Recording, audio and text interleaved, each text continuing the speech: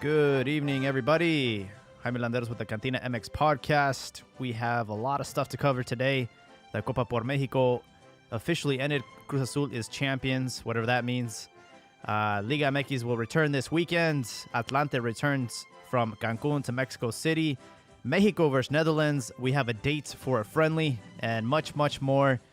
We have the panel today. That's enough, DJ. The panel is here, alive and kicking. Joel and Albert, how are we doing tonight, folks? Hey, pretty good. Same. Guys, 2020, if someone was to tell you Cruz Azul would win a tournament, some silverware in 2020, what would you would you think it's the end of the world? Because I think it's the end of the world. No, not surprised. I had them pegged as league champions back when Pelaez came, and they did reach a final, and the table was set, even though he left. And then there was this madre with the directiva, but I heard that some of the older players they rallied around the team. They made sure that I think Victor Garces wouldn't be going into the locker room, and they backed up the coach Siboldi, and they were doing good before before all this thing has happened. And so, not surprised, man. Not surprised. They're the preseason champs, Yeah, and I do think they're speaking go of. ahead, man. Go ahead. Finish your Oh, thought. speaking of Pelaez, is that true? No, that's basically it. I mean, I think they have, their squad is one of the strongest, and they've been pretty consistent. And we talked about this. I don't know if we talked about it last week, but we talked about how America was their boogeyman, and how they've slowly been turning that around. And in this cup, they whooped on them. Well, we gotta speaking of setting the table. When you mentioned setting the table for this victory, I think when I set the table earlier today for dinner, my cup where I drank my horchata from was bigger than the cup that Cruz Azul won from this tournament. I think what kind of minuscule cup and lack of merit was this tournament win anyway. This is some preseason.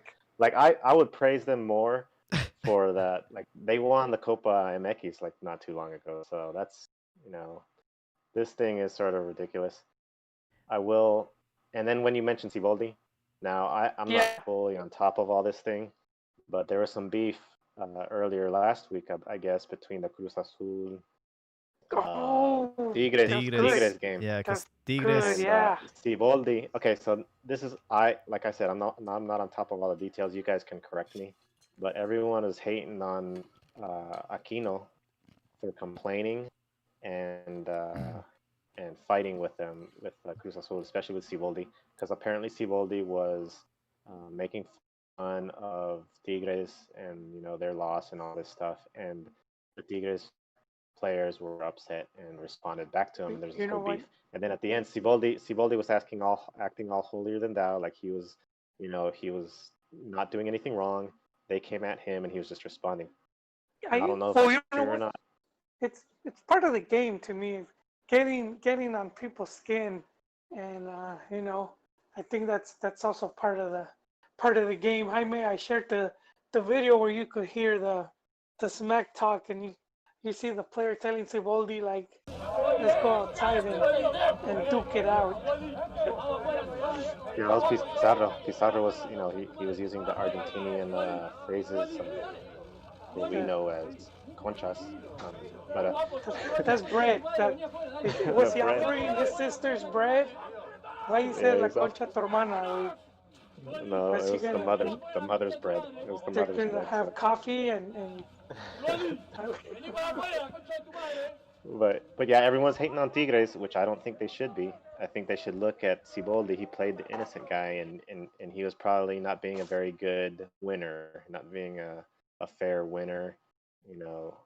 gloating a little bit, and so Tigres' response, I wouldn't say it's undeserved, Triggered. You're saying unjustified. Pizarro got triggered, Chiquis. Pizarro got triggered, but well, I guess you can in that aspect you can say Pizarro and Tigres got trolled by a troll in Siboldi. He triggered them. He couldn't handle it, and he came out on top. But So, before we go any further, let's just back up for the audience. So there was Copa por Mexico, it was the semifinals. Cruz Azul, who won all 3 games, played against the little Tigers. They tied, and they went to penalties. And in the penalty shootout, Cruz Azul won, and that's where the shit talking started, and that's where Pizarro was saying, go F your mother, and all that. So for a tournament that was supposed to be friendly and supposed to be like a warm up for the regular season, it has done amazing as far as the numbers. The Chivas America game, the other semifinal, got more than 1 million views, and in fact, it had the most views of a soccer game in the United States this year. So it just goes to show that although this was a preseason tournament, there's a huge demand for Liga MX. And I think that the trophy, the Cruz Azul trophy that they were holding at the end, was appropriately sized for the prestige of this tournament. But can you see this tournament, number one, reoccurring next season, and number two, it reoccurring here in the United States?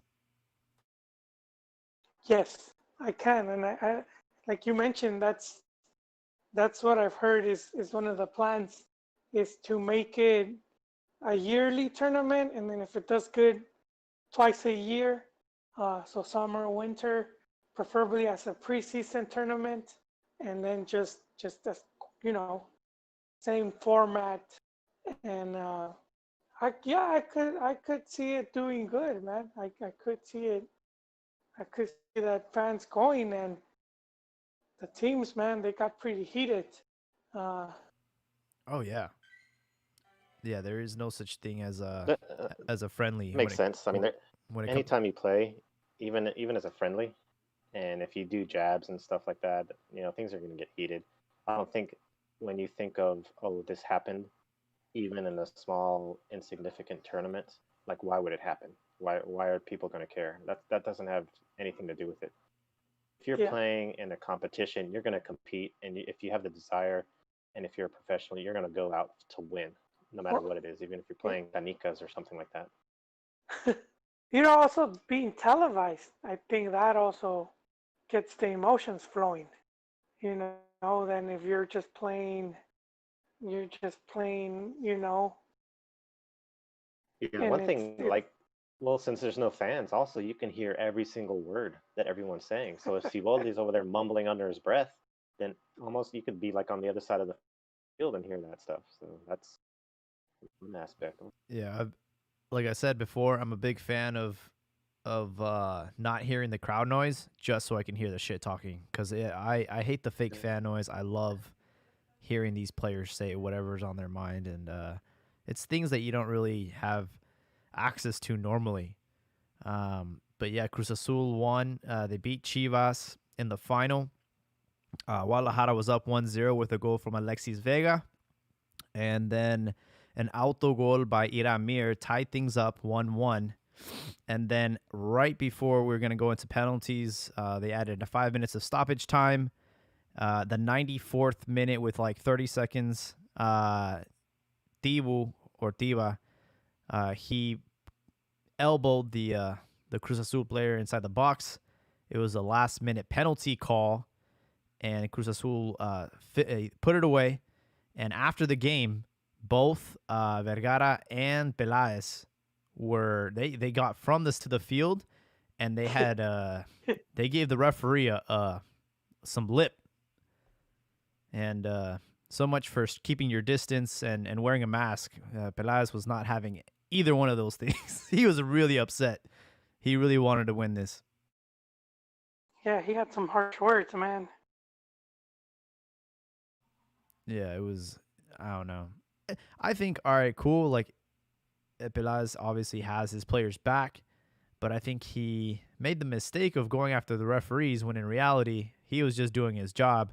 It was kind of a soft call, but what is Tiva doing with the elbow He, inside the box? I mean, I would be yelling at the player, not necessarily the referee. That's an easy cop out right there. so, so like Chiquis was saying, how because there's no fans, you could just hear what people are saying, the players, but also like the staff, and so he was heard saying from the stand, "Imbecile, you dirty rat," or it says "rata de mierda," so I guess it would be "shitty rat." Wow. Uh, it's not a penalty, and so that's what he was saying. But then when he goes down and he confronts him, he says, "Why did you invent the PK? Where did you get that from? You didn't see it." So he was right on his face telling him that. And yeah, Wow. well, he wants to win, man. He wants to start putting trophies. Uh, yeah, he hasn't, but he's been close. You know, I think he'll get one.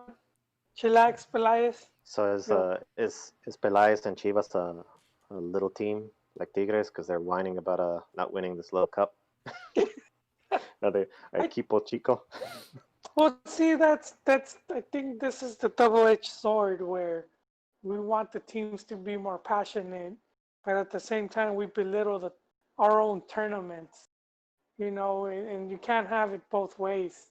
But I think playing often and against each other creates these type of rivalries and makes the games more intense. Sort of like what you see in Argentina, man. Those guys could be playing.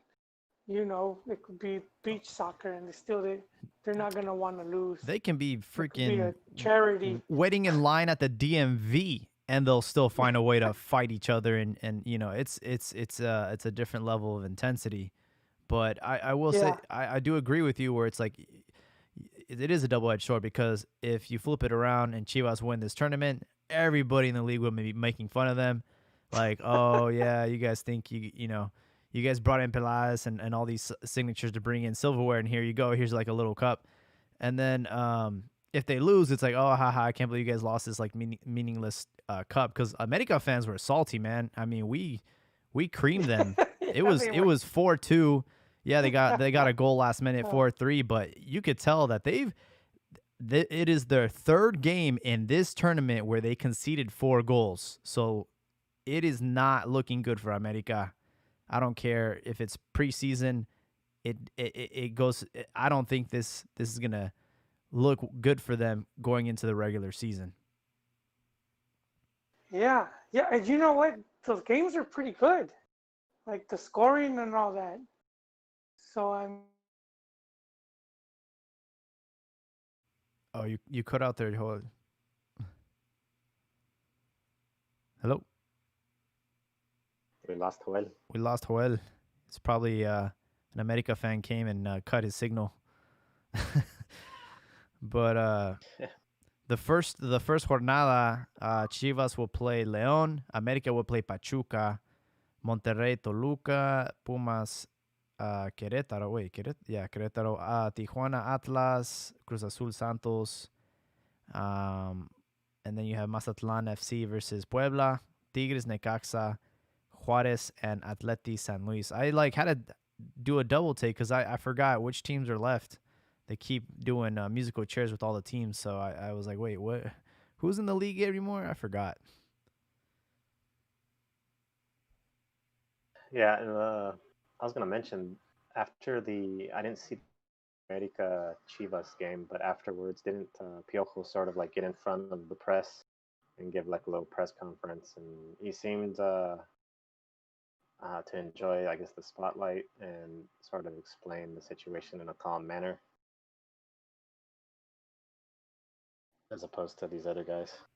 Yeah, I didn't watch the press conference after, but I did see a little photo of him photoshopped, and he was just like a little piojo, like a little flea, just like hella small. That little guy. Yeah, I thought that was Oh really funny. I honestly think that this is going to be, everyone always likes to put America as like a contender to win the season, but I honestly think that they're in a rut right now. Probably the best time to be in a rut because it's preseason, but I don't know if this is going to be a year where America do anything significant. Then again, there's 12 out of 18 teams that are going to make the Liga, and Joel mentioned to me before the call that we're going to have 5 substitutes. 5. Yes. How do you guys feel about that? I don't know how I feel about that. I don't mind. I don't mind because I've seen how sometimes it affects the team where it's you have an injury and you want to supplant that player, which it kind of sucks for the other team that maybe they had. But see, this is the thing though. You have 5 subs, but you only have 3 chances to make them. Oh, interesting. So it's Yeah. if you're gonna use them, you have to use them in like in twos or in. Yeah. Oh, okay. Yeah, Wait, but so I would explain this to me. Why are 5 subs? Why the 5 subs? Why is that needed? Oh, well. I think this is actually FIFA's doing. It's not Liga MX. It says FIFA has realized a modification because of the pandemic. 5 substitutes. Yeah. 5 substitutes in 3 opportunities. Why though? And then, huh? There you go. I think the reason why they're doing it is because the players are just getting back into shape, and they're going to need more time. Like you're not going to have a full fit team for a while. Or it could be an excuse to try it out. Just to try it out. FIFA's always been pretty slow in implementing changes to the game, but Yeah. I do think like 5 is not, even if you were able to make 5, it's not a bad thing where it's like, at one point there was no subs at all. Right. There's like none. If you got hurt, you left your team without any players. With a player less. And so, but I do think like, especially if you want to see more attacking soccer, and it helps where you throw in more fresh legs. And I do think Okay. it Actually, sort of like basketball. Imagine if basketball couldn't rest players. I don't think the game will move that fast. In the fourth quarter, they'll be doing long shots. Hasn't stopped Well, LeBron actually- From James. every angle. LeBron James doesn't Actually, get subbed out. No, but I mean, you get to sit down and rest. And, Oh yeah. But imagine if you could, only 3 players could do it, and then and only once. You know what I would have liked to seen? I would have liked to seen a player that got subbed out be able to get back in. I would have rather seen that than 5 subs. I don't like. That reminds me of like amateur U.S. play. But no, I was reading this I guess this statement, this screenshot that Hello posted. So it says that the modification was made thinking of the leagues that were going to resume activity of the suspended leagues.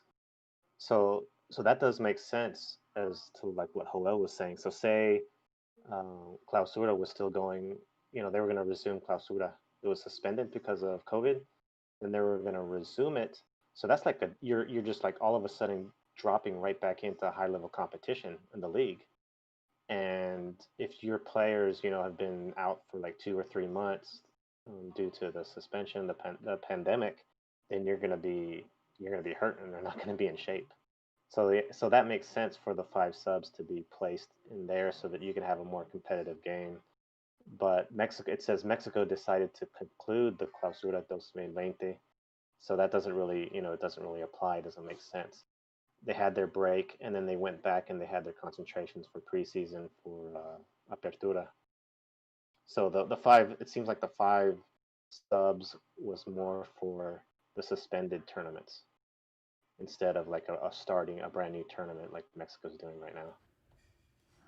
But my cheek is that yeah, keep in mind that the other tournaments are long season format.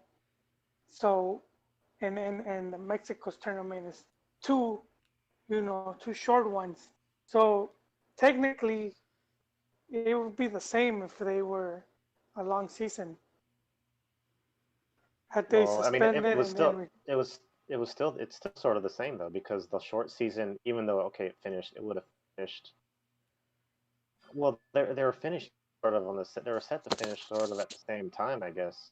Maybe in Europe that goes a little bit longer, but they were both stopped at the same time. Europe went back to playing earlier, uh, and so that makes sense for them to have these extra subs to continue at a high level right in the middle of their season. For Mexico, their season was canceled, so they're in summertime. They're in break normally, so their break was just extended because of COVID. And then when they came back to train, they're training for a start of a whole new season instead of like dropping right back into the middle of a season. So that's the only difference. It doesn't really because everyone's going to have a summer break, whether you're long season or short season. My issue with the five substitutions, and I don't know if you guys discussed this already, the amount of stoppage time that they're adding, because these games are 5. I've seen 10 minutes. I mean, I know that they're doing like a water break, like at 20-25 minutes, but it's getting ridiculous. Like the amount of stoppage time that these games are getting, we're starting to see a lot of teams score in these last minutes of the game, and that's really affecting the score line. So I don't like it. you wouldn't think it's not exciting. It's exciting, but the thing about it is the Liga MX has always been entertaining.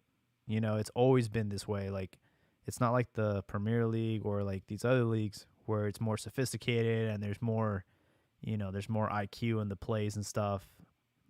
With Mexico, the league is just entertainment, like straight up, sloppy defending, coaches talking shit. You already have the drama. I mean, it's already there. So I extending the games 4, 5, 10 minutes, it's like, wow, man, this is getting a little bit out of Well, hand. it's had its fair share of, of boring games, man.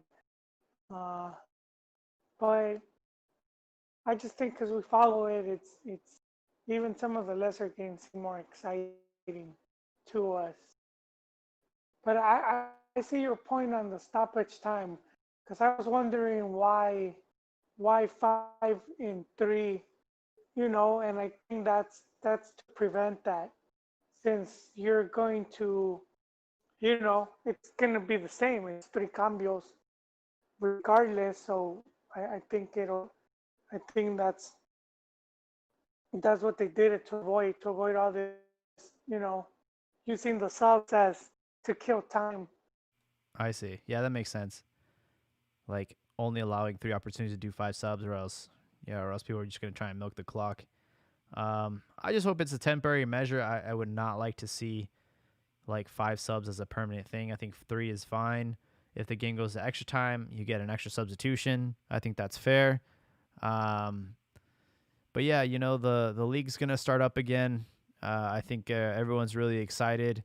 Chivas have officially signed with Telemundo. So if you are here in the United States, Telemundo will be the house of Chivas. No more Chivas TV. If you're in Mexico, it's going to be Easy TV. Albert talked about it last week. Do you have any more details on Easy TV? Is it kind of just like a internet TV provider in Mexico, or is that what is it? Yeah, when I was looking up it last week, it's pretty much like an application. So I think you can use it to watch stuff on your phone. But yeah, let me look up some more stuff. Oh, okay. We Chivas fans are already familiar with Telemundo. Andres Cantor used to call the games. Unfortunately, it was during the dark times of Chivas. We were relegation bound.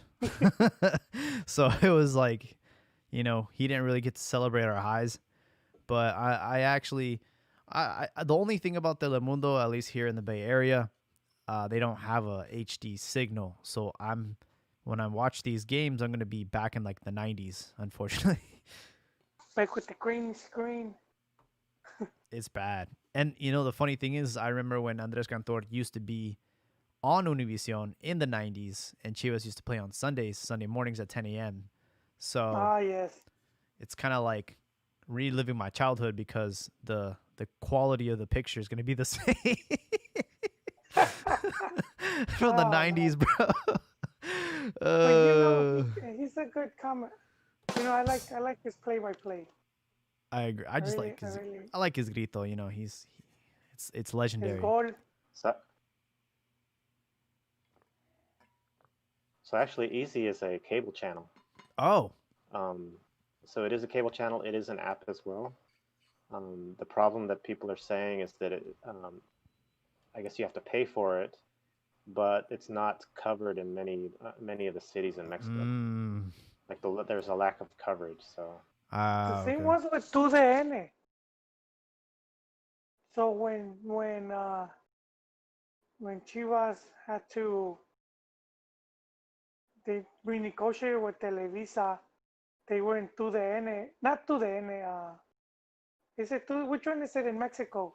I think it is too that in Mexico Right, too. they have their sport. Mm-hmm. They're all sport. But because Unimas is, uh, yeah. Well, that one is it's also the same. It's cable and it's paid, so that meant less people were able to see it. So that did affect Chivas because on open TV they were averaging 11 million, and on pay they get less than half of that. So I mean, and you kind of need that for the sponsors, Wow, which is 11 million. because yeah, because now if you're gonna sponsor something on Chivas, they could charge more because that's how many people on a weekly or bi-weekly are gonna be watching. Um, Yeah. but that's the good thing that in the U.S., you know, U.S. is only about 2 million or a million point five or something. But it's over here. It's like different in that it's just more money Yeah. for It's the whatever sponsorship. while we're speaking of sponsors, I think it's interesting that Caliente has officially sponsored the entire league, not just Chivas, but the entire league. They're a gambling Oh, site, I think, or gambling. What is it? They have something to do with gambling, right? Caliente. yeah, yeah, it's a gambling yeah. site, They're just like like the Bet 360 or what is that Bet 360 or whatever they have in Europe. Yeah. you should know, Chiquis. Weren't you doing Oh that? Um, no, that's Juan. That's I Juan, man. thought that was. Juan does the day trading. I thought you. uh, yeah. So wait, they took over the bank. I think they're just adding to the. I think they're just one of the co-sponsors now. Yeah. Oh, they're one of Yeah. the main sponsors, not Which because the main one is the bank. So the league is called BBVA. the Liga. Yeah, BB Wait, something. how do you say because it's in Spanish B and B chica B grande. So how do you say it when they're next to each other? This is pocho. BBVA. Yeah, this is pocho BBVA. pochoness right now. It's coming out of me. BBV. No, it's BBVA. BBVA. Because it's Oh, V. La So V. it's a U because it looks like a V. it's a V. Well, it's a UV. It's a U. It's a V that looks like a U. That's why it's called UV. Ah, Oh, okay. I guess I see BBVA. why they did it because of the A, so it could look like all like with the graphic they have, like their logos. It looks spiffy, because the A looks like the inverted B. uh, So yeah, it's a 4-year contract, I guess, with Liga MX and Caliente. yeah. Wait, but not as main sponsors. I think. They're the first sponsor, a digital sponsor. I don't know. It doesn't say. Like I don't know if it would say main or what. Yeah. I don't think so because they would have mentioned that the league is now called, you know. Caliente yeah. firma acuerdo con Liga MX por 4 años. Será primer patrocinador digital. Okay, so So they're they're just the digital sponsor, meaning they're gonna be plastered all over the It the. reminds me of like when some people have like a quinceañera or a wedding. You got the They got like padrinos. 50. Yeah, the padrino de mesa, padrino de You got the pomo. Godfather for the knife, for the chairs, for the For DJ. the knife, for the cutlery, for the plastic spoons and forks. Por las That's, bebidas, las Fantas y la cerveza, you know. man, so that's what Liga MX is now, huh? Hey They're gonna man, have all type of sponsors you now. said we Padrino, the league lacks padrino lacks investment, so there we go. You got. de- I do think No, isn't it kind of shady though that like you're being sponsored by a website that makes money off of the scores, you know? So like how much no, of that is being affected, you know? Like no, we've seen it in Europe. They were sponsoring one of those betting sites was sponsoring some teams a yeah, while back. it's kind of I mean, I don't know. I mean, Mexico has already been controversial for corruption, and you know this is just adding more fuel to the flame. I don't think so much. Wait, you know what? I don't think it's so much that it's a betting site, but that the betting site owns teams within the league. So like Oh, Grupo that's Caliente correct. owns, So yeah, Pachuca. No, they not own Pachuca. Tijuana. Cholos. Yeah, Cholos, and didn't they buy Juarez I think you're right. Yeah, I or think they did by Juarez. Both teams on the border. Uh, yeah. So that's where it gets a little like, you know what's crazy? The Mexican musical chairs have not stopped, and Atlante that were relocated to Cancun are returning to la Ciudad de Mexico, and their home will be El Estadio Azul, which I thought was getting torn down, but apparently it's not. And Atlante is going back to Mexico City, so they're still going to be in the second division, but they're back home. unless they're renting it until they build a stadium, you know, and then after that they could tear it down. Yeah, I'm just reading the presser. That was their stadium before Cruz Azul. So Was it really? that was Azulgrana. Yeah, yeah. Oh wow. They used it before. Cruz Azul played at Azteca, and Cruz Azul will play at Azteca. Cruz Azul, originally they're from Hidalgo. Oh, okay. Yeah, I remember Atlante in the 90s, and they shared the stadium with America, and they had But some, they switched. and then They they did the switch of Rooney. and then they did. I remember they did move to El Estadio Azul, right?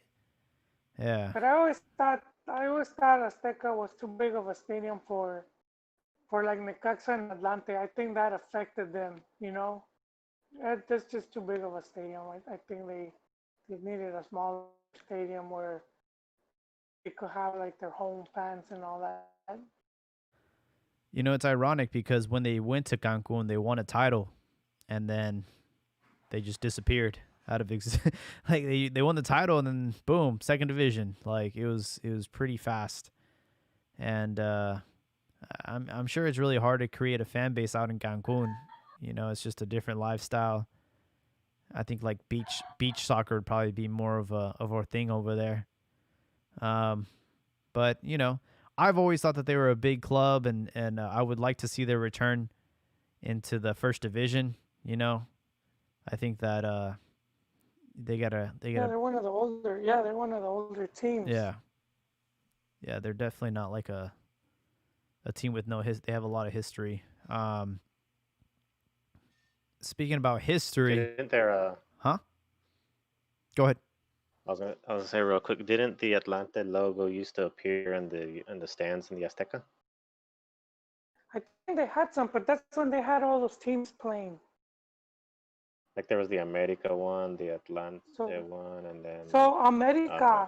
America used to be in that stadium, from 1947 to 1955, and then Necaxa 1950 to 1955, and then Atlante, uh, three stints, 1947 to 1957, 1983 to 1989, 1990 to 1996, and 2000 2002.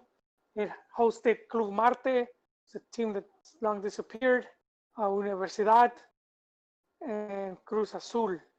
And Cruz Azul moved there in '96. Yeah. So yeah, it's kind of historic, stadium.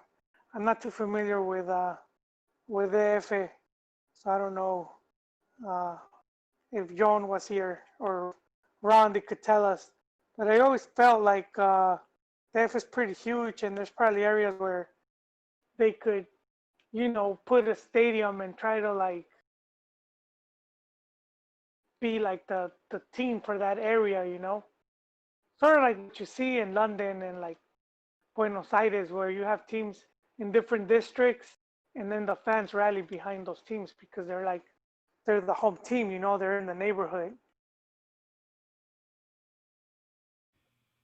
Yeah. I think. Well, I don't know. This is. I think the South is isn't there like the district of Santa Fe, where all the rich, like all the skyscrapers and all that's where the nice buildings, the wealthy Yes, yeah, I area wouldn't. is towards the southwest of Mexico City, and then the Azteca on the opposite side, I guess. So it's sort of it's they're closer proximity to each other, whereas the north, it's there's nothing in the north pretty much as far as football stadiums. Yeah, I mean it's a really big city. I think they should have been taking more advantage of it. FC Iztapalapa, man, para el mundo. Let's get it going. Guys, it has been 2,214 days since No Era Penal. And the reason. Well, you know what? Huh? I mean, I'm sorry to cut you off, but Marquez recently went on record in an interview, and he admitted that he did Step on him? there was indeed contact, and it was called, so sí era penal. Oh. The reason I bring this up, because it's obviously a painful memory for everybody. We have had an official announcement. Mexico will be going to Holland in October, and they will be playing them in a friendly. So the first friendly announced by the national team this year, post-COVID. How do we feel about this? Yeah, and it's the type of friendlies that a lot of the fans were always asking for, Well, I mean, isn't it weird that after we beat them, or after we lost to them, we had a friendly with them later that year, and that was when Piojo was coach, and he convinced Carlos Vela to return to the national team. He ends up scoring a goal or two in that game. We end up beating Holland like 2-1 or something. So I feel like we have a special. Didn't that piss off a couple fans? Yeah. I remember being in the forum, and some fans were pissed off. I was upset. Saying what could have been if Vela had. Yeah, I'm like, yo, if you would have came to the World Cup, man, we would have beat that. You were the missing factor in that game.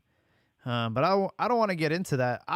For me, hearing this, I find it very, very tough to believe, because in order to get inside of Holland, you have to be in quarantine for 2 weeks. So does that mean that the players are going to go to Holland 2 weeks before the game and wait and then go inside the country just for a friendly? I think it's very interesting, the fact that they're doing it over at Interesting, yeah.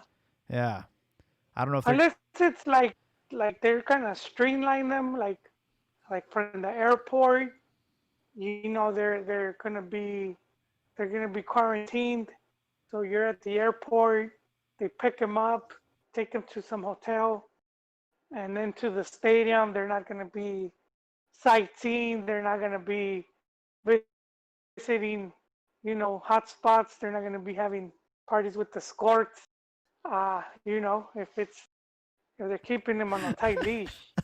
They're not gonna go in the red light district, is what you're telling me.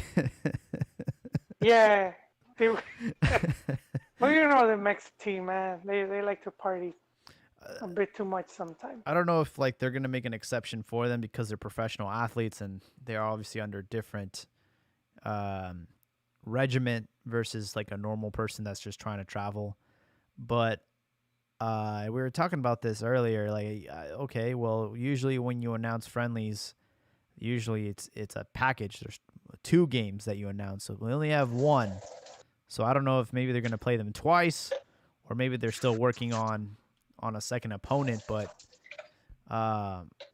it will definitely be nice to see the team together. And I mean, I haven't seen a Mexico game since did they have any friendlies this year? I don't even know. I don't even remember. Yeah, I don't even But remember. you're right about the Mexi tour. They always package 2 of them. They call it the Mexico tour, and they'll have 2 games. But maybe because of the whole COVID stuff, it might just be 1. But also we shouldn't be surprised if they do end up naming a second game, in a few days. Yeah, I think it'll be exciting. Obviously, Raul Jimenez is having a great season. You have Tecatito Corona, who's a starter for Porto, Guardados. He's the captain of Betis. It seems like we have like half of the players that are in Europe are somewhat of a staple on their teams. The other half are scraping for minutes. And then we have some players in Liga MX that are killing it, like Macias and some other players. So I think it'd be nice for them to get together and just see how things are. And I mean, 2022 is not that far away. Qatar, it's gonna be in the winter, but we kind of want to get an idea of what a starting lineup might look like for 2021 when the qualifiers start. I think you can name it right now, Jaime. I think you were to go off the top of your head. Let's hear it. I want to hear your starting lineup. La Chonquis? Well, I would say starting lineup, but I would just say players, like players in the team. Obviously Ochoa, and then Jimenez.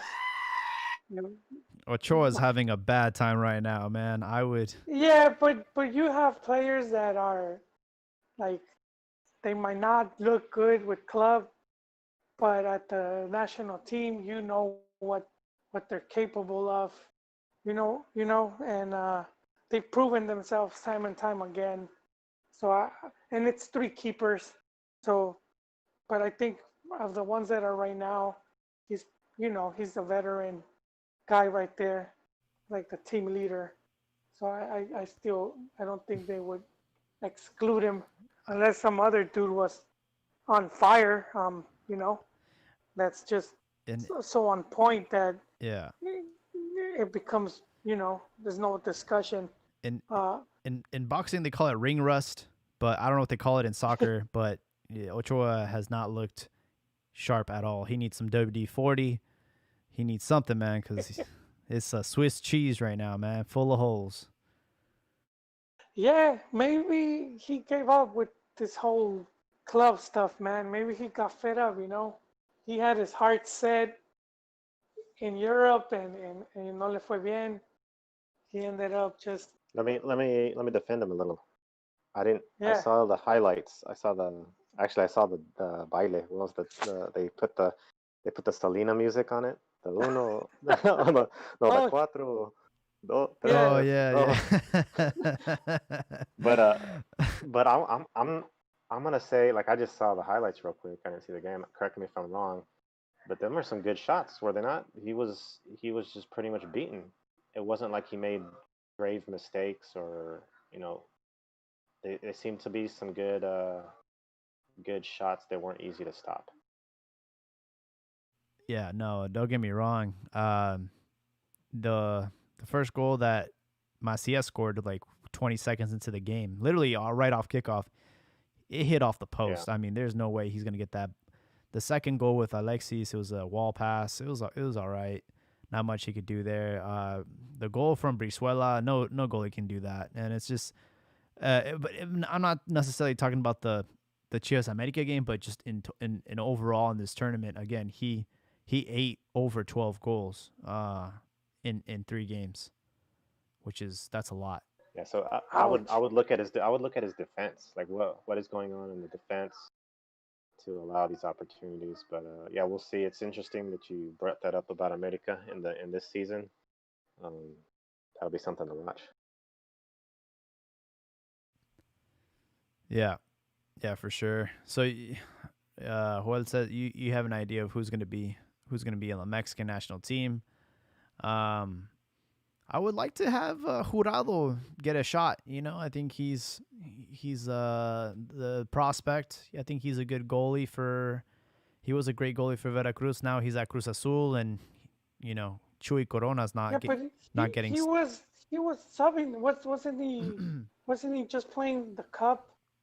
Like, I think Corona was still the starter.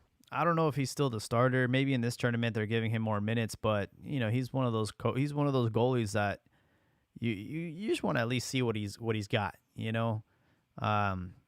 Unfortunately, Gudiño has not panned out. He's not the player that we thought he was going to be, even though he's really, really big and tall. I think behind Ochoa. I told people Toño. Yeah. I told people Toño was going to be the main one. Toño has a Pirates of the Caribbean look right now, but he. I like that look, man. I like that look.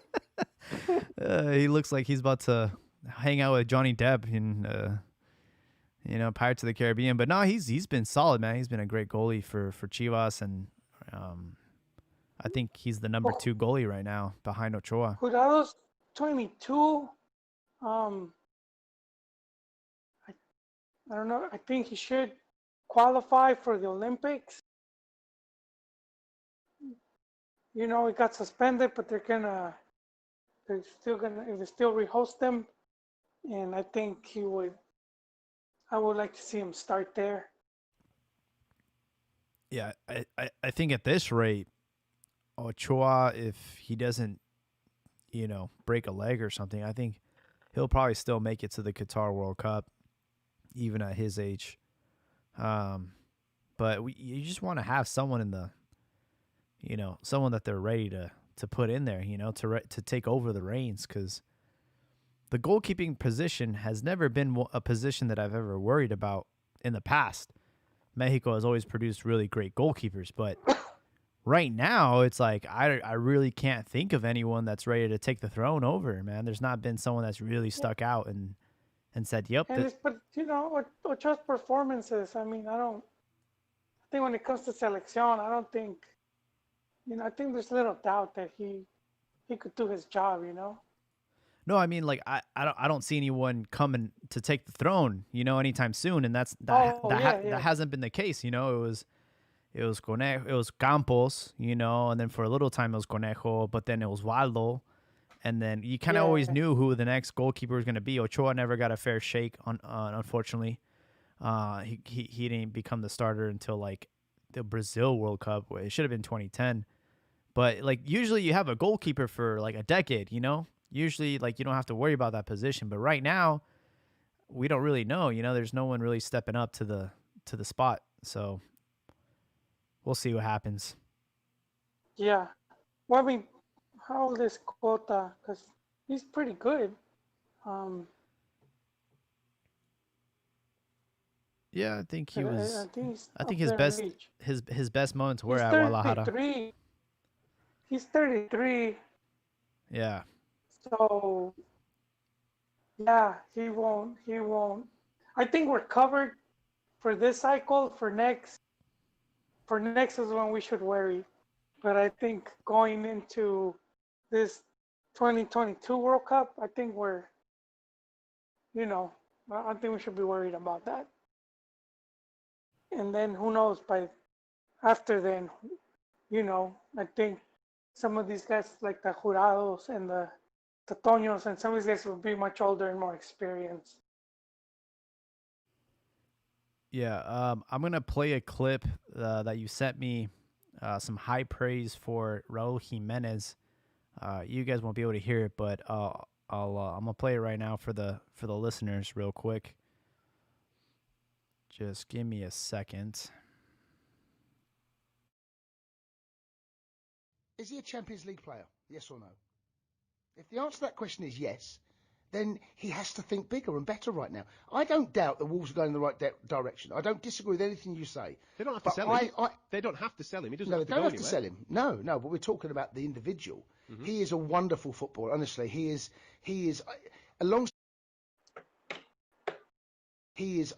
alongside Harry Kane. I think he's probably the next. When I talk about number 9s, I'm talking about that type of striker. Aguero for me is not the type of stereotypical type of number 9. Okay, he's a different type of player. He's more of a 10 and a 9 Aguero. So's Harry Kane, I suppose, in some ways. But I'm talking about that type. Between the three of those, he's up there. He's in the same bracket as Kane, Aguero.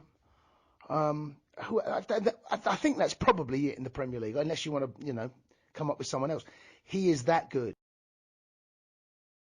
So the British people are really praising Raul Jimenez, and the guy commentating was saying that he's in that same bracket with Kane and Agüero as far as in the Premier League. He's that good. And we're always going to be the last ones to agree because we're Mexican and we hate other Mexicans. But for the rest of the Premier League, nothing but praise for Raul Jimenez, who just became a father. Congratulations. Yeah, congrats. He had a baby girl, Arya. I don't know if it's Game of Thrones influence, but yeah, he's on a 14-goal league streak, so that's impressive. One goal he does when he gets the rebote, he shoots like a volley. Oh, it was beautiful. First time said, yeah, that's something else, man. Oof.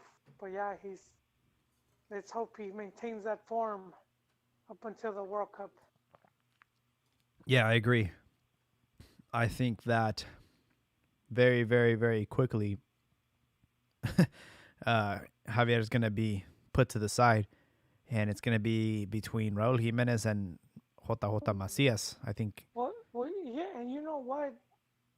Chicharo's never been a starter, and doesn't look like he's going to be going into this next World Cup.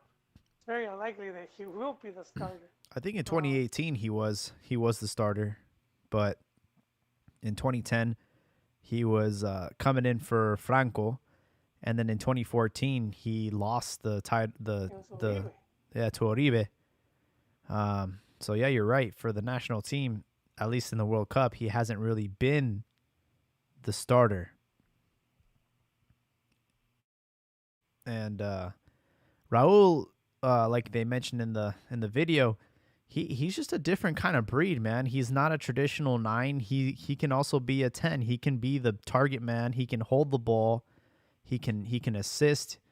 He can head. He's got a lot of talent, man. And I said it before and I'll say it again. I hope that Wolves can keep their team together because it's working. And I hope that he doesn't get poached by a bigger club. I think that he has a really good partnership with Adama Traore. And I think the coach is really, really good too. I mean, everything is just working. So I hope that they can maintain the team and not break them apart and start selling parts, because I think they got a good thing going over there in Wolverhampton.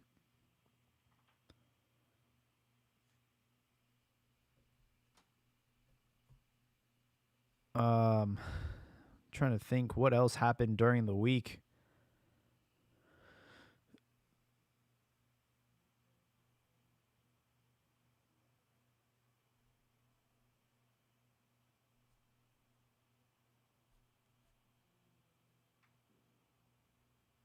I think we lost Cheekies. Cheekies, because he said his phone gets lazy, Yeah. This isn't really Mexico related, but Leeds United have made it to the Premier League with Bielsa. Oh, Bielsa, he promoted them. Yeah, he's quite the celebrity over there. Even they're naming the street after him, Wow. Marcelo Bielsa Way, or something like that. And so he's you know he's got them back in first, and it's, it'll be interesting. I like to see him, you know, go up against like Pep if he's still at Man City, and go up against some of these coaches. You know, I think just the showdowns, you know, against Mourinho and some of these other guys. I want to see how. He had a I mean, he was in Mexico, right? He coached Atlas back in the day. He coached Atlas for 2 years, and he helped set up the whole youth system where a lot of gems were unearthed. Like Pavel Uh, Pardo? yeah, Marquez and Borghetti, Oh, wow. and I don't know if Pardo was any Tecos, but it was the Oswaldo Sanchez. It was Wow. a lot of the players came out through that farming system, but they make it seem like he did all the work. uh, but it wasn't just him. He had they were already in the team was Flores, forget his name, uh, and Güero Real. Those two guys were working there, and then they both of those guys ended up going to Chivas, and that's where all the Chiva players came out.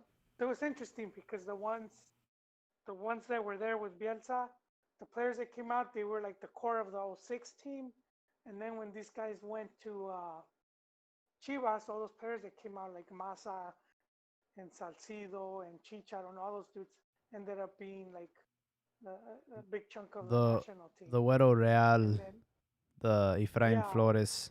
Efrain Flores, there you go. And then Yeah. Efrain Flores went to Pachuca, and that's where the Chukis and all of them other dudes. I don't know if Chucky, but a good amount A good amount, of yeah. players came out of the whole Pachuca thing. So I mean, those guys deserve a lot of credit. They don't get it. Bielsa just came and set up the system, but these guys were the youth coaches. They were the ones doing the day to day. Bielsa was in charge of the first team. You know, it's not like he was doing the scouting, jumping on a car and Ruben Cursi style, driving to the small towns to watch people play pickup games. Yeah, so he was at Dallas. He was there like a year, maybe 2 years, and then he came back later on to coach America, but I don't think he even finished the season. I'm looking at the dates. So 1993 to 1995 Atlas, and then 1995, 1996 America. And I think when he was first approached by Atlas, it was like a youth thing, but then they asked him to coach, and he didn't want to coach. He wanted to be more of like involved in like that in the youth thing, and then he went to America and stuff. But for me, it's like we always talk about how we need to export more Mexican players abroad to Europe, but what about coaches, man? We need more coaches coaching abroad, you know. Well, I think it's part of it. So, for example, Javier Aguirre played in Spain, and then as a coach, he sort of had that connection already over there. So he returned. I'm sure if Marquez wanted to coach, you know, he would have he would have found his way there, just because it becomes a bit easier because you could have connections through agents or through the clubs and whatnot, and they could help place you somewhere. They take over Barcelona B, just how Pep started with Barca B team, not B team, just Barca B. Right? So yeah, I do think that's a big part of it. So I think the more players that play abroad and are there long enough, and to have connects, the easier we'll end up seeing coaches, Yeah, because unfortunately, Aguirre and his coaching in Spain has not gone well. Leganes have been relegated, and he has been Well, fired. So Aguirre, but I think that was on the cards because it was like an uphill battle, and they got to the match against Real Madrid. Madrid, and they had to win it. Yeah, They tied it. It was a 2-2 tie, and it's a really small club, man. But I mean, the people that saw his work, he's gotten praise for the work he did in the short time he did with that team. Um, so I don't think he was gonna be there for the long haul. I mean, unless they got promoted, and so then there's money to put on the team, but being relegated, there's no money. I got a question for The you. money disappears. Like it just boom, Why vanishes. why won't he coach Chivas? I, I don't think he's wanted to come back to Mexico. You Mm, know, I don't think he doesn't like the yeah. press. Since he left, I don't know. I don't. And he's the dudes that are just like you ask him and he's pretty upfront about stuff. Not sure, man.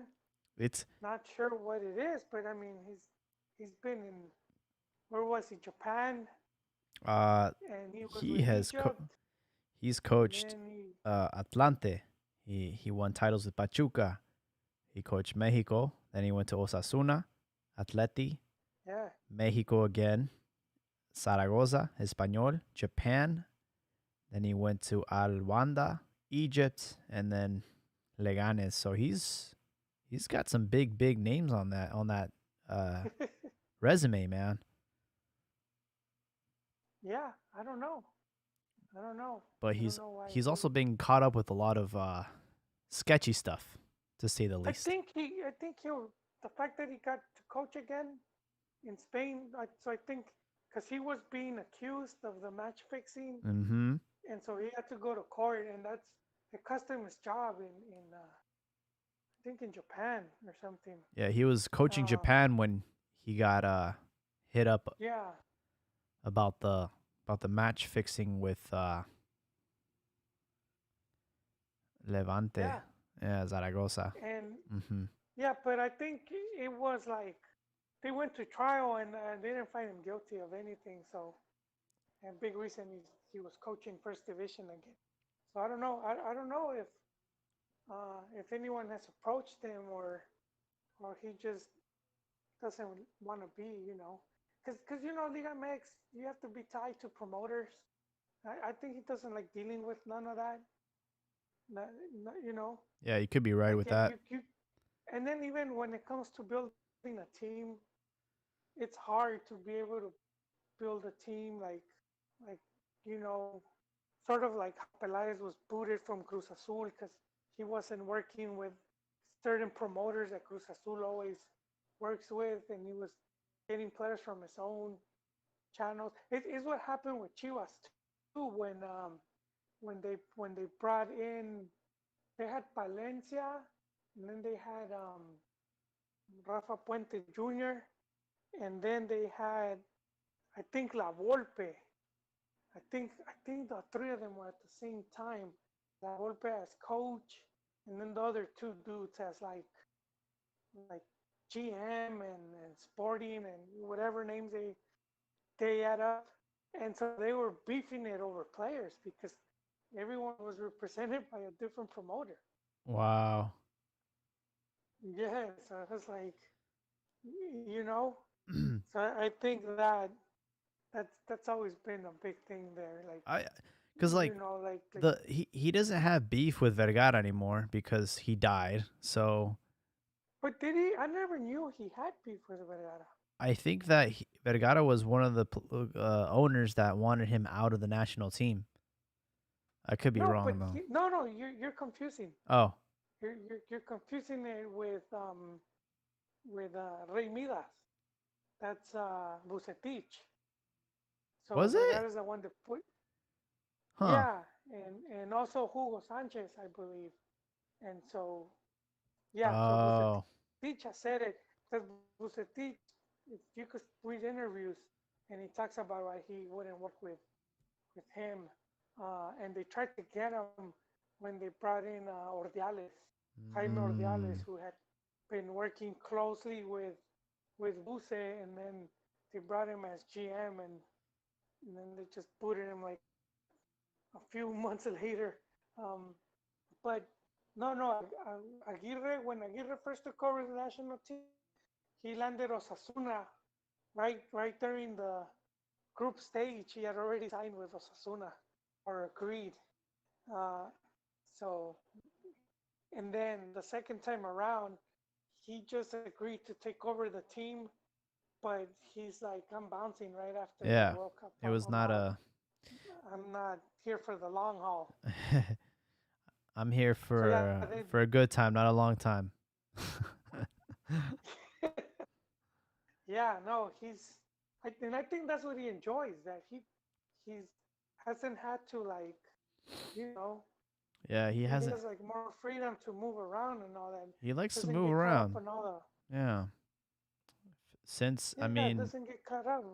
he the longest tenure he had was with Atleti from 2006 to Osasuna 2006 to 2002 to 2006, and then Atleti for 3 seasons, and then since then it's been like a And one done thing for him. and at Athletic, he helped kickstart them because they had not been in Champions League in like 10 years or something like that, and he qualified them. He took him to the CL. He had Forlan and he had the young Agüero. Well, he's a good coach. But yeah, like you see, like in Mex, a lot of coaches that I guess they don't have the right connects and they end up not being able to get jobs. So I guess he's like, I ain't gonna be kissing ass, man. Yeah. So we'll see what happens to Aguirre and where he goes next, but he obviously has a good agent because he's had some big names on his resume. I mean, the fact that he was able to coach Mo Salah is pretty impressive over there in Egypt. Yeah. Um, we actually have someone in the comments. I forgot to check the comments earlier, but Luis is saying that the Chivas deal is 40 million from Telemundo.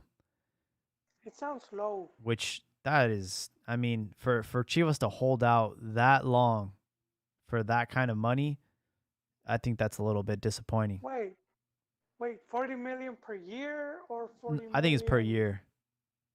Well, per year it's not bad. But if Oh, that's the total, because when they were with Telemundo back, what was it, like 5 years ago, they made about 80 million, which was like a 4 year deal.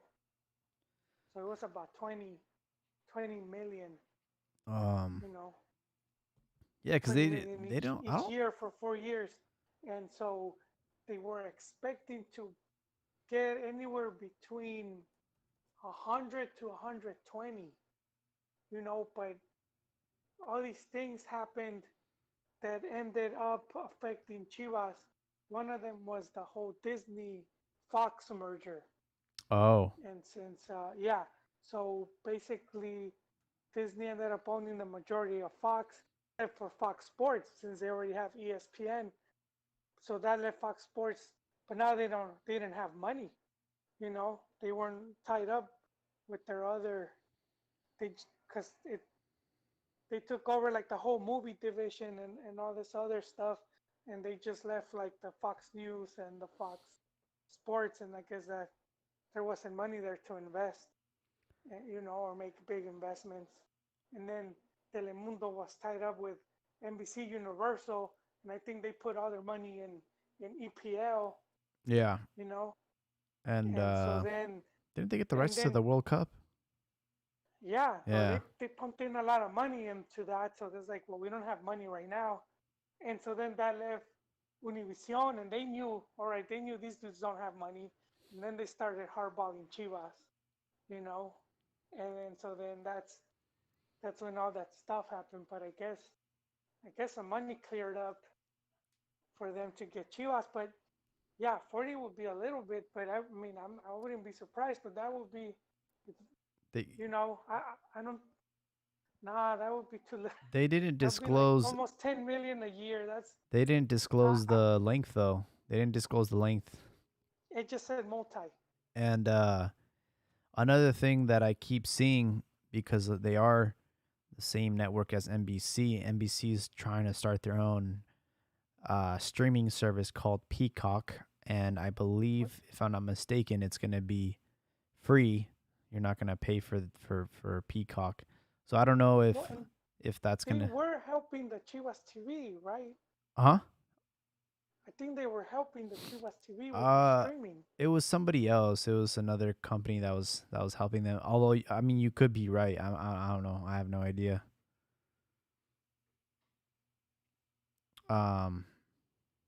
But it is obviously good news because it's not just the men's team, it's going to be the women's team and everything in between. So that's definitely going to be a big victory for all the women out there that follow Norma. Oh yeah. Women or men? I think you mean men. No, I think a lot of girls look up to her, and I mean, they have one of the best cantinas in Mexico. So it's good, you know. I mean, they've put a lot of effort into the femenil, so hopefully it won't get forgotten. Luis also said in the comments, where is it? He said that Mexico's 3 next best goalkeepers are all from Chivas: Toño, Godinho, and Lalo, which I don't agree on, but Well, they need playing time, and yeah, they're not all gonna get it, man. yeah. Speaking of playing time, Oribe Peralta is still getting playing time in 2020, and it's just sad, man. Those 5 substitutions have benefited him and him only. He's terrible, man. He needs to retire. He needs to retire, man. It's just like, yo, you had a good run. You won us a gold medal in the Olympics. You probably should have retired then, because, I mean, what's that saying? You leave a hero or stay long enough to become the villain. Right now, he's the villain for sure. Yeah. He joined rival clubs. Live long enough to become a villain. Yeah, he joined rival clubs. He went from America to Chivas, and then now he's just terrible. Just terrible. Yeah, man. I had high hopes for that guy. But we'll see. We'll see what happens. Yeah, see what happens, man. Now with Chelo Saldívar back, I mean, he's that much lower in the pecking order. He should be. Yeah. Saldívar had And then you have. Yeah, we talked about Saldívar the other time. We have Ronaldo. Bad deal, man. Oof. Ronaldo Cisneros. And then, this is my depth chart right now, okay? So you got Macias. Then you have Vega. Then you have Chelo. Then you have Ronaldo. Then you have a traffic cone. And then you have... then you have Peralta, bro. Not the ball boy. Not the ball boy or equipment manager. Random ticket number 456. You have Suit up, you're playing today. You have that security guard, the guy that was like pushing everybody around. Then you have Peralta, man. Or a raffle, you know, like the raffle ticket. You know, like when you buy tickets. Yeah. It's like this number, they win the lottery, and you win to be a sub in the Chivas. It's like when they halftime show, aisle 15, row 3, seat 44. Come on down. You're gonna be playing.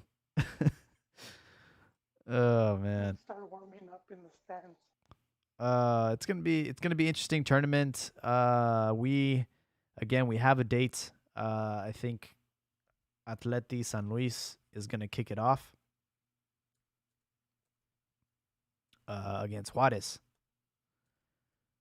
because they usually play on Fridays. So that's gonna be. I want to say that's gonna be the first game of the season.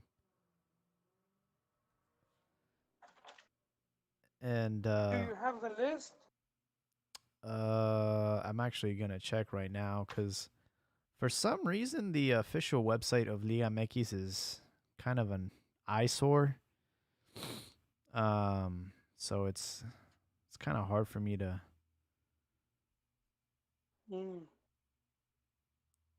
The Liga Guardianes. So when does it start this week? It does, yeah. Score schedule.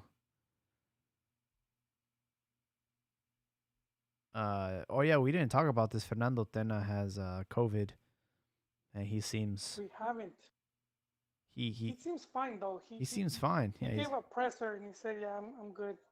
I'm being quarantined, but everything's good." Yeah, it's crazy. It's like, he's definitely at risk because of his age, but this guy was like, FaceTiming like it was nothing, man. He was asymptomatic. So he won't be coaching Chivas on their first game of the season, and I always wondered how that happens, or how does that work?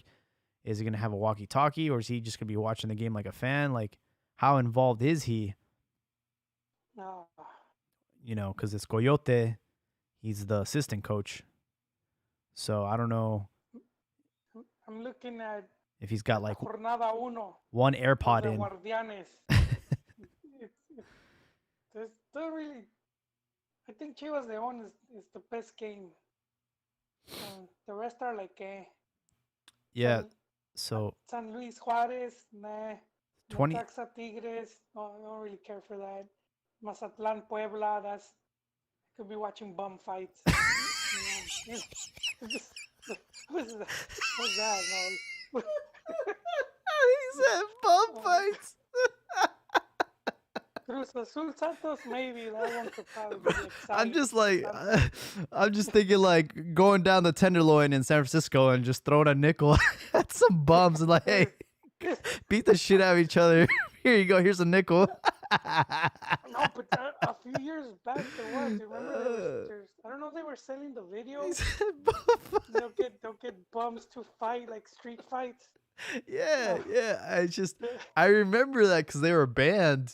And I was a kid. I was like, man, I want to say I was in middle school.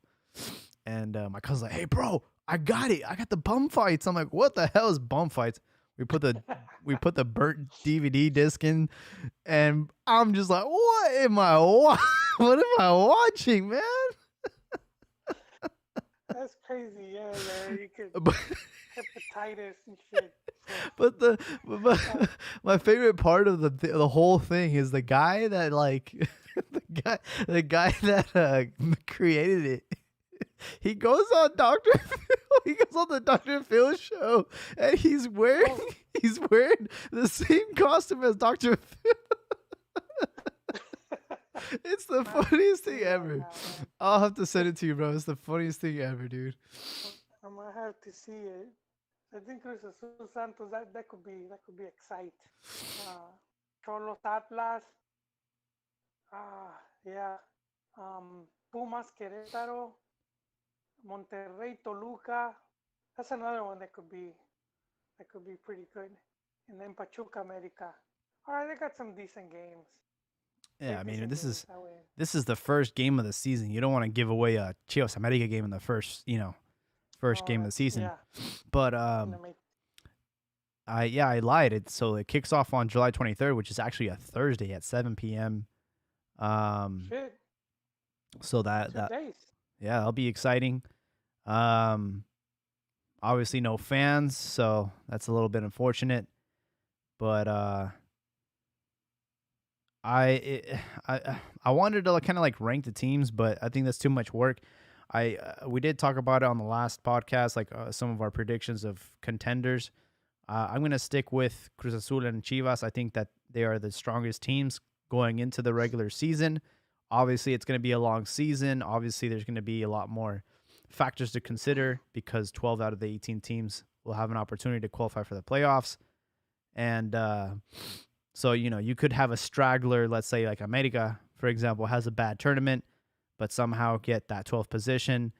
They win the one game wild card, and then they get into the playoffs. All of a sudden, they got this momentum going for them. So it's going to be a long season, but I think Cruz Azul has been the most consistent team, and I think Chivas have a lot of fuel. They have a lot of good things going for them. They have a nice proyecto, a nice vision, a clear goal. So I think those two teams will face again in a real in a real final, not this Mickey Mouse Cup that they.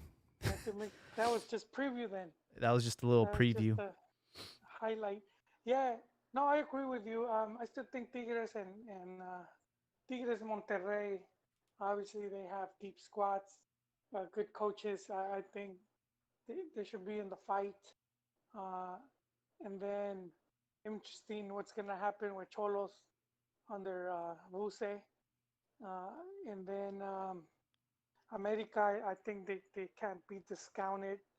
I know people don't like Piojo, but if you see, I have they even missed Liguilla with him?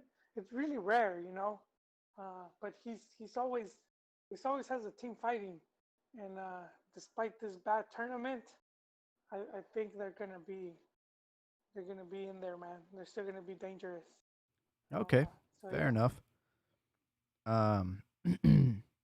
Yeah, I'll give Tijuana the dark horse. How about that? I think that for sure they have their chickens and Cholos costumes because they bought a lot of players from Querétaro.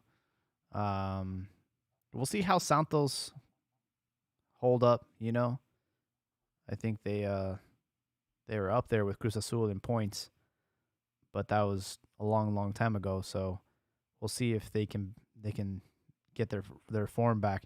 I didn't even know that there was like other friendlies going on during the Copa por Mexico. There was actually some other games going on, but I didn't even watch them. I don't think they were like televised or anything, but we'll see what happens. Liga MX returns on July 23rd at 7 p.m. Pacific time, aka Best Coast, aka West Coast time.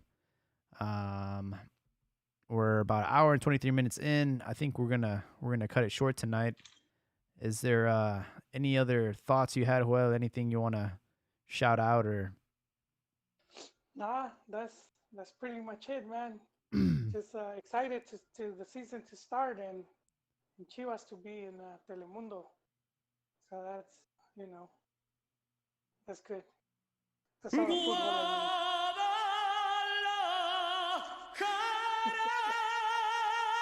need. This is the year. We'll see what happens. I think it's going to be an exciting one for Chivas. I'm glad that we're getting somewhat back to normal. And for everyone that continues to listen to us every week, thank you guys for your ongoing support. Luis, you're always one of the first ones to hop on the live chat. And if you're listening to this after the show, just know that you can find us on YouTube. And you can listen to us live when we record. And you can also follow us on Twitter, Cantina MX Podcast. But thank you, Joel. Thank you, Chiquis, who had to leave earlier, for hopping on tonight. And I hope everyone has a safe night.